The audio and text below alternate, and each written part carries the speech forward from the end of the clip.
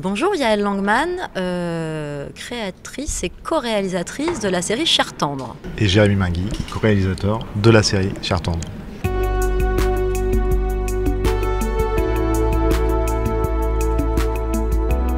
Le point de départ était une rencontre en réalité. Une rencontre où j'ai fait la connaissance de quelqu'un qui était en situation d'intersexuation. Voilà. Et ça a été infiniment bouleversant parce que le vertige identitaire face à laquelle cette personne s'est retrouvée et surtout la non-réponse de la société, voilà, et les non-cases et les non-endroits qui existent ont été extrêmement questionnants en tout cas à cette époque-là, et c'est un sujet sur lequel j'ai toujours eu envie d'écrire. En interrogeant les gens autour de nous, on se rend compte que personne ne sait de quoi ça traite en fait.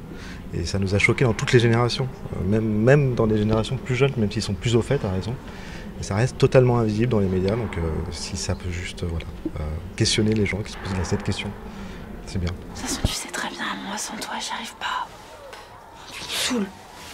Attends 2 secondes. C'est quoi du highlighter? Achète-toi une paire de ça et on en reparle.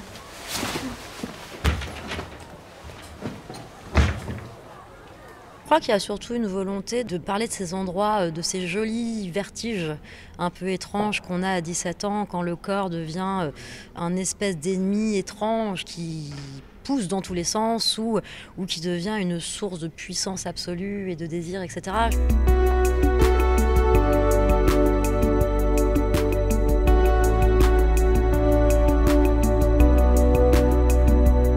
L'envie d'écrire sur l'adolescence était super honnête. Elle partait vraiment d'une vraie envie sincère de parler de ce vertige-là, sauf que à 40 ans, on n'a plus 20 ans et le monde a infiniment changé. Donc la vraie gageure, en tout cas, c'était évidemment de ne pas mentir, mais surtout d'essayer de ne pas trahir une génération que je connais moins que la mienne.